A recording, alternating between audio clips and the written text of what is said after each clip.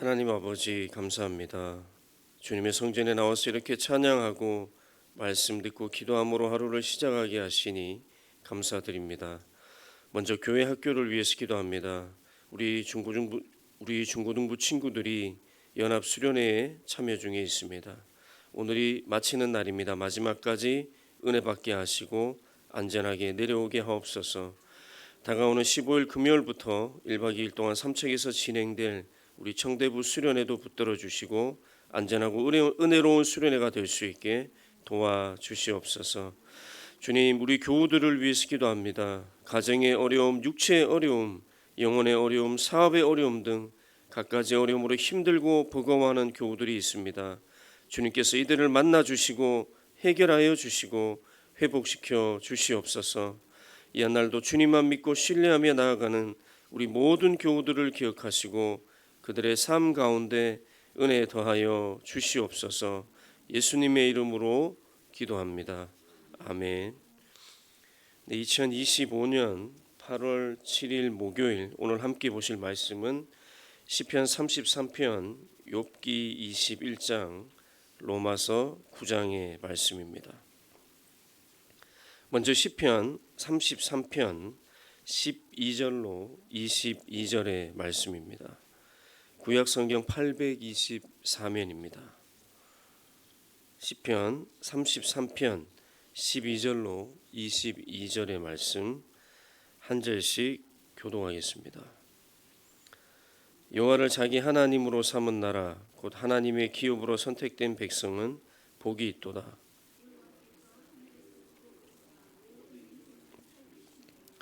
곧 그가 거하시는 곳에서 세상의 모든 거민들을 굽어 살피시는도다.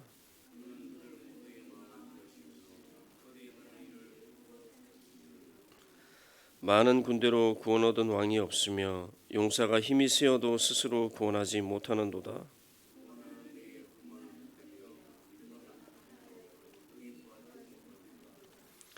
여호와는 그를 경외하는 자 곧 그의 인자하심을 바라는 자를 살피사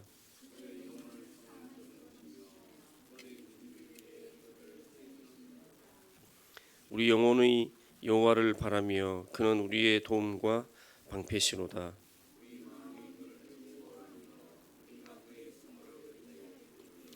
함께 읽겠습니다.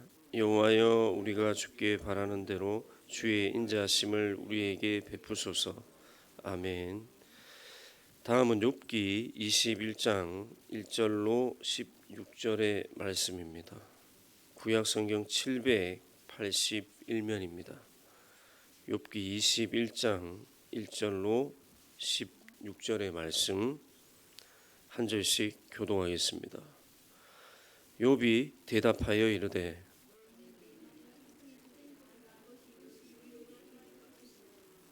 나를 용납하여 말하게 하라. 내가 말한 후에 너희가 조롱할지니라.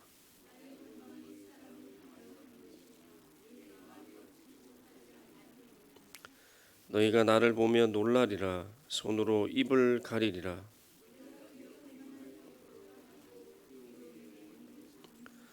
어찌하여 악인이 생존하고 장수하며 세력이 강하냐.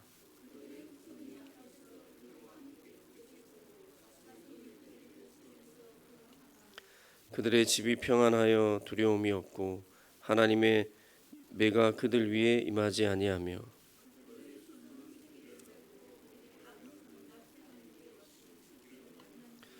그들은 아이들을 양떼같이 내보내고 그들의 자녀들은 춤추는구나. 그들의 날을 행복하게 지내다가 잠깐 사이에 스올에 내려가느니라.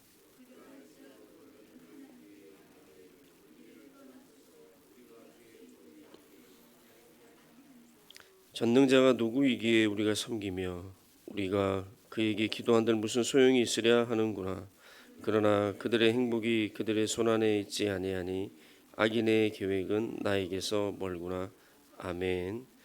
네, 마지막은 로마서 9장 1절로 9절의 말씀입니다. 신약 성경 251면입니다. 로마서 9장 1절로 9절의 말씀 한 절씩 교독하겠습니다. 내가 그리스도 안에서 참말을 하고 거짓말을 아니하노라. 나에게 큰 근심이 있는 것과 마음에 그치지 않는 고통이 있는 것을 내 양심이 성령 안에서 나와 더불어 증언하노니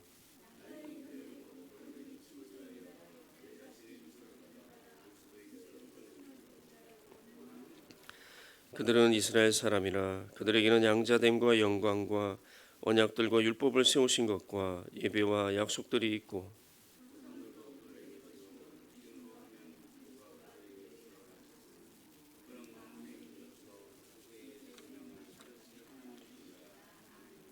그러나 하나님의 말씀이 폐하여진 것 같지 않도다. 이스라엘에게서 난 그들이 다 이스라엘이 아니요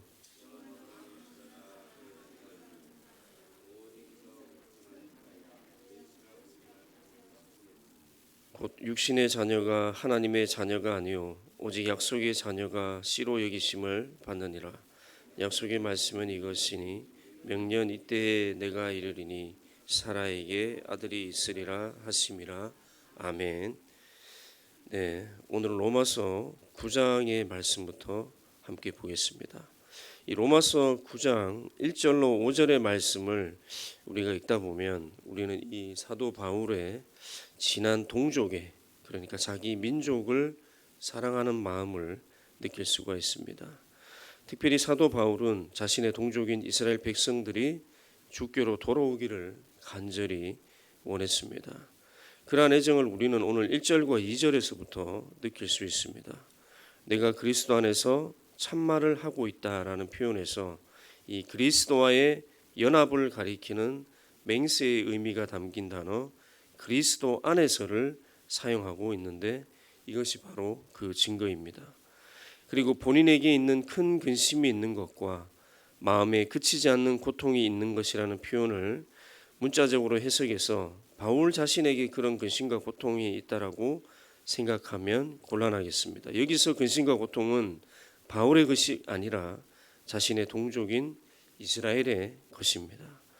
그는 갈라디아서 2장 8절에 언급된 대로 이방인의 사도로 부름을 받았지만은 자기 동족 이스라엘에 대한 애정이 굉장히 깊었던 사람입니다. 그러한 애정을 다시 1절과 2절의 말미에서 우리가 찾아낼 수 있습니다. 내 양심이 성령 안에서 나와 더불어 증언한다. 여기서 바울은 자기 동족에 대한 자기의 애정이 거짓이 아니라는 것을 다시 보여주고 있습니다. 자기와 항상 함께 하시고 자기의 생각을 다 아시는 성령의 이름으로 자기 마음의 진실함을 지금 증언하고 있는 것이죠.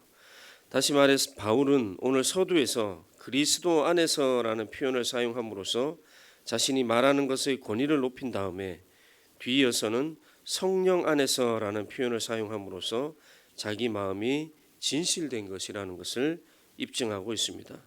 그만큼 동족에 대한 깊은 사랑을 가진 인물이 바울이었다는 것을 우리가 알 수 있습니다. 3절에 이르면 나의 형제 곧 고륙의 친척인 이스라엘 백성들을 위해서라면 스스로 저주를 받아 그리스도에게서 끊어질지라도 그렇게 할 수 있다라고 말하고 있습니다. 이 정도로 바울은 이스라엘 백성에 대해서 사랑과 연민과 열심을 지녔던 인물입니다. 그렇기 때문에 바울은 모세처럼 자기 구원을 포기할 만큼 자기 동족인 이스라엘을 사랑하고 있다라는 것을 지금 로마 교회의 유대인들에게 글로 남기고 있는 것이죠. 이러한 바울의 동족에 대해서 조금 더 알아보겠습니다. 이 바울의 동족에는 우선 민족을 향한 바울의 각오가 녹아 있습니다. 바울은 동족인 유대인들이 예수님을 믿게만 할 수 있다면 자신의 생명이라도 내어 던질 수 있다라고 본문에서 말했습니다. 누군가를 위한 최고의 사랑이 무엇인지 아십니까? 누군가를 향한 최고의 사랑은 자신의 생명을 내어주는 것입니다. 그런데 오늘 바울은 동족인 유대인들이 예수님을 믿게만 할 수 있다면 자신의 생명을 내어주겠다라고 말했습니다. 이것만으로도 바울이 얼마나 그 이스라엘 백성들을 사랑하는지를 보여주고 있습니다. 그 사랑 때문에 본인의 생명을 내어던질 그런 각오를 하고 있는 것이죠. 다음으로 바울의 동족에는 다시 친척을 향한 그런 각오가 녹아 있습니다. 고륙 친척의 구원을 위해서는 자신의 구원까지 포기할 각오가 되어 있다 말했습니다. 이러한 그의 말은 출애굽기 32장 32절에 등장하는 모세가 했던 기도를 생각나게 합니다. 정말 부모의 심정으로, 참 목자의 심정으로 바울이 이런 말을 하고 있다는 것을 우리로 느끼게 하고 있습니다. 그는 이스라엘 민족이 구원받기를 원하는 간절한 소망을 이런 각오에 녹여내는 것이죠. 마지막으로 바울의 동족에는 애타는 바울의 심령이 녹아 있습니다. 이스라엘 사람들에게는 9가지 특권이 있었습니다. 오늘 본문에도 언급이 됐지만 선택된 민족이었고 양자였고 영광, 언약, 율법, 예배, 약속들, 좋은 조상, 그리스도가 그들에게서 나신다는 이런 9가지 특권을 가지고 있었습니다. 하지만 이 모든 것을 하나님은 자기 아들의 오는 날을 위해 준비를 하셨지만 그 모든 준비가 좌절되고 하나님의 사랑마저 거절당해버린 모습을 바라보는 바울의 마음은 찢어지게 아플 수밖에 없었습니다. 그래서 바울은 그 마음에 쓰라린 고통을 경노라고 이렇게 말하고 있는 것입니다. 오늘 말씀을 제가 이 강의를 하면서 처음에는 이 본문이 잘 들어오지가 않았습니다.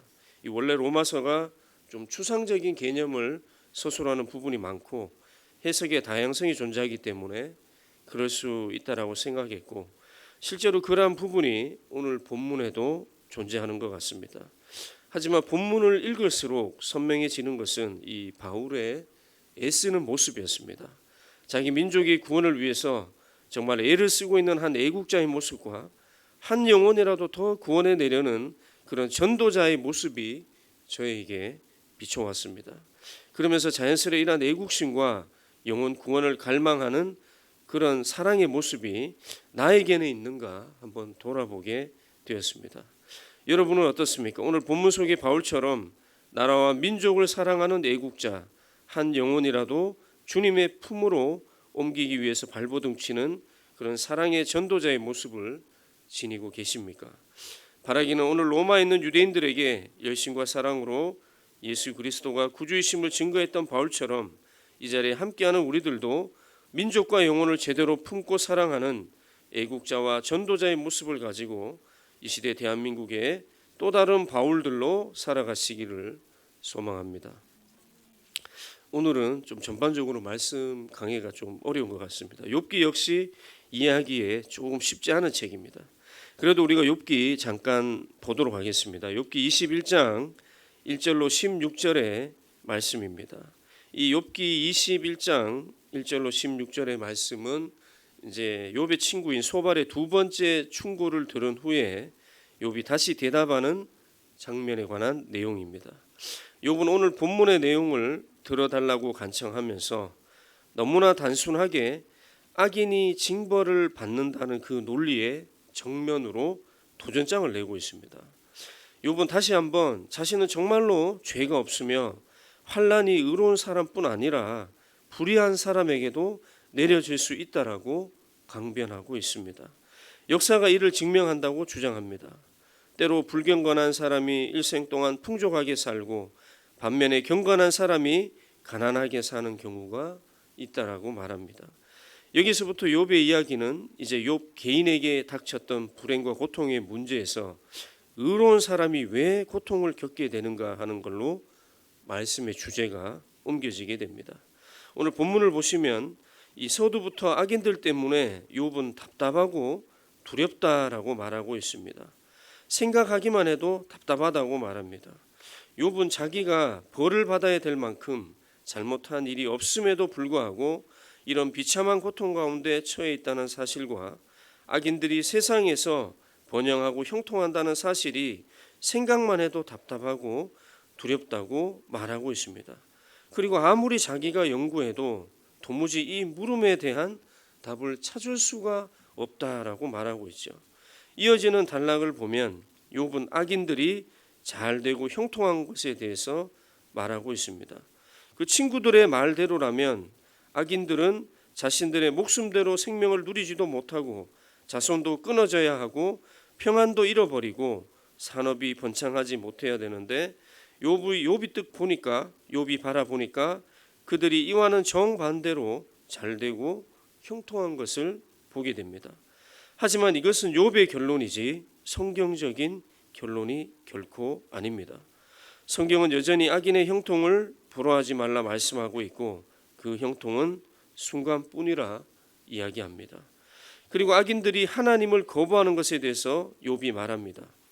의로운 사람들이 이 세상에서 심령을 상하게 되는 이유들 중에 하나가 의인들이 고통을 당하는 반면에 악인들은 잘되고 형통하며 안전하게 지낸다는 점 때문이라 말하고 있습니다.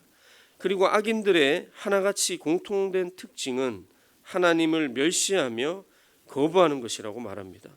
그들은 하나님을 섬기는 것이나 기도의 필요성을 느끼지 못하며 행악의 길로만 다름질하는 사람들이라는 것이죠.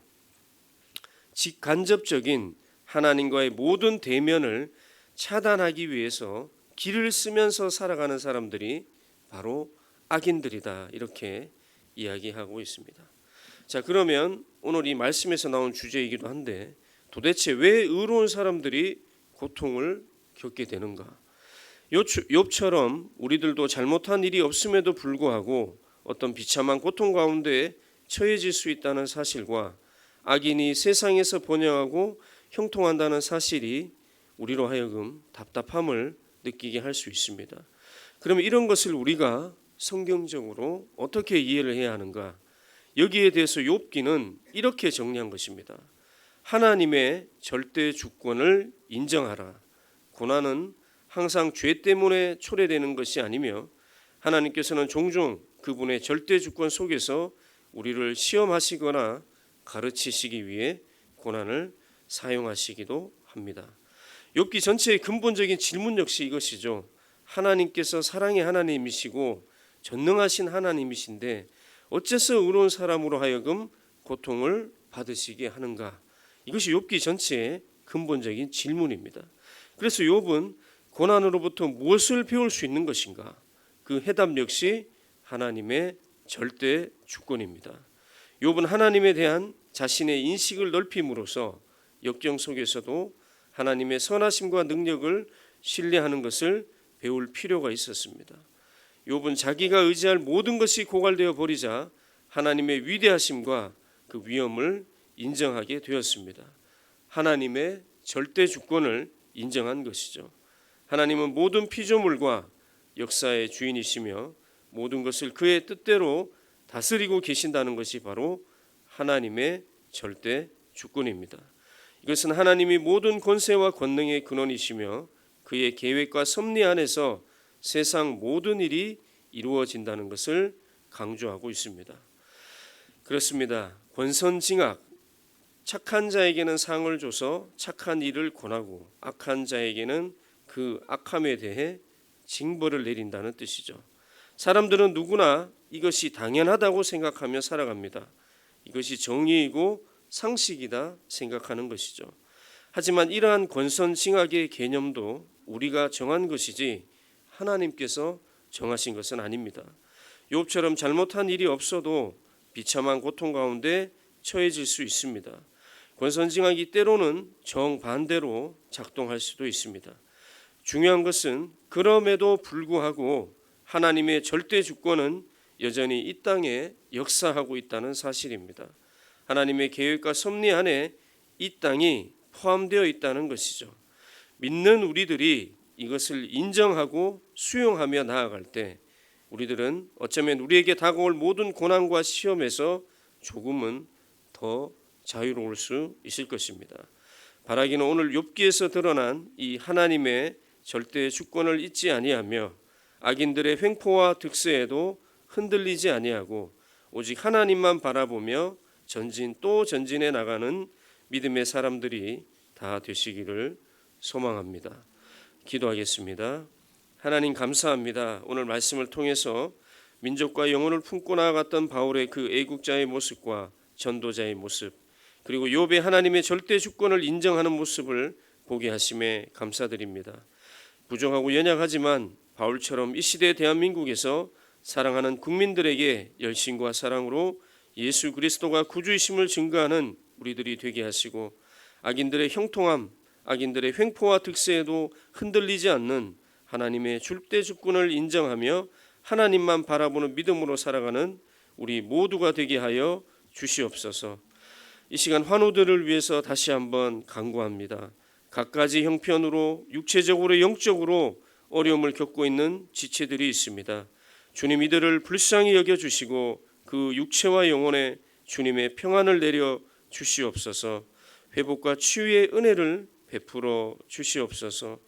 대한민국의 어려움을 보고 계시는 주님, 이 대한민국 정말로 불쌍히 여겨주시고 국정의 전 분야를 주님의 손으로 꽉 붙들어 주시기 원합니다. 국방, 안보, 외교, 경제, 입법, 행정, 사법, 언론까지 악한 자, 무능력한 자, 하나님을 두려워하지 않는 교만한 자들이 장악하여 전부 다 제 기능을 하지 못하고 있습니다. 주님의 개입이 너무나도 간절히 필요한 상황입니다. 도와주시옵소서. 주님께서 대한민국의 모든 것을 친히 간섭하시사 이 대한민국 살려주시고 회복시켜 주시옵소서. 우리 교회와 교우들을 위해서 기도합니다. 서울에서 계속해서 진행 중인 중고등부 수련회, 그리고 15일부터 시작될 청대부의 수련회 주의 은혜의 손길로 붙들어 주시옵소서. 교회에서 이루어지는 모든 예배와 만남과 섬김과 사역 위에 주님의 손길로 함께하여 주셔서 은혜 충만, 사랑 충만한 우리 교회 되게 하여 주시옵소서. 이 한날의 삶도 주만 믿고 의지하며 나아갑니다. 우리 모든 성도들 기억하여 주시고 그들의 일터와 가정 위에 또 오늘 하루 걸어가는 그 믿음의 길 위에 동행하여 주시기를 원하오며 예수님의 이름으로 기도드립니다. 아멘.